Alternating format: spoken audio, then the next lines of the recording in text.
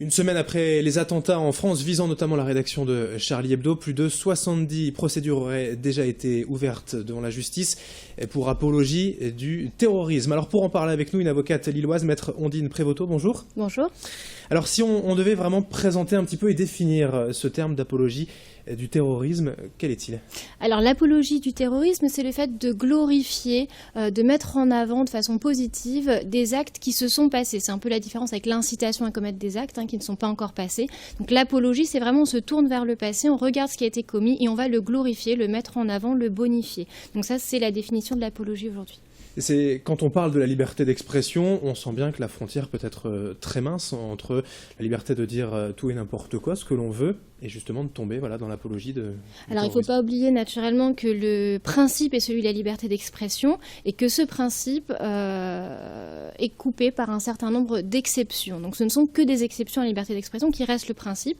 Ces exceptions, elles sont, et on en parle, l'apologie, l'incitation au terrorisme bien sûr, mais également à toute forme de haine raciale, de violence envers des personnes en raison de leur ethnie, de leur origine sociale, de leur, bien sûr de leur appartenance à un groupe religieux, mais en effet la frontière est assez fine. Il faut essayer aux tribunaux de faire la part des choses entre ce qui relève du véritable acte incitatif à la violence ou à la discrimination ou simplement de l'humour ou de la liberté d'expression. C'est le tribunal qui décide, c'est donc forcément assez subjectif quand même cette décision finale. C'est très subjectif, bien sûr, ça va dépendre des faits, des cas d'espèce, donc des personnes qui sont présentées. Est-ce la première fois qu'elles commettent ce genre d'acte ou pas ?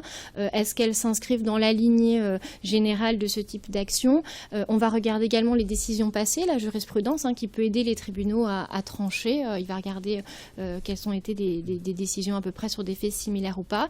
Et puis il y a bien sûr les sensibilités des uns des autres, des personnes qui éventuellement portent plainte, des magistrats eux-mêmes qui essayent toujours de rester en ligne droite avec la justice, mais qui sont des humains, qui ont leur propre sensibilité aussi. Mais c'est leur rôle d'essayer de fixer une ligne, je dirais, de séparation entre la liberté d'expression et les abus qu'on peut malheureusement constater. Et alors toujours par rapport à la loi, et en l'occurrence, la loi elle est en deux parties, d'abord assez ancienne et d'autre part plus récente. Oui, alors la loi, c'est la grande loi sur la liberté d'expression, c'est la grande loi sur la presse du 29 juillet 1880, donc qui commençait à dater un petit peu, qui a été naturellement remodelée au fil des années.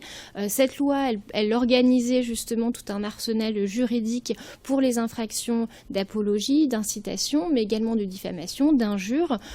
Et cette loi, elle a été réformée très récemment, donc le 13 novembre 2014, pour justement sortir tout ce qui a trait à ces opérations plus de terrorisme pour intégrer dans le code pénal toutes les sanctions au titre d'un chapitre unique relatif exclusivement au terrorisme. Et ces sanctions, rapidement pour finir, quelles sont-elles ? Alors ces sanctions, elles sont variables, c'est-à-dire qu'on a une sanction un petit peu de base, on parle toujours de maximum en matière de sanctions pénales, qui sont de 5 ans et 75 000 euros d'amende pour l'apologie ou l'incitation à un acte de terrorisme. Et la nouveauté également de cette loi du 13 novembre 2014, c'est d'avoir ajouté une circonstance aggravante lorsque ces faits étaient commis par le biais d'un réseau Internet, où là, on passe à 7 ans d'emprisonnement et 100 000 euros d'amende. Eh bien, merci, maître Prévoto, d'être venu sur ce plateau ce matin pour nous éclairer à ce sujet.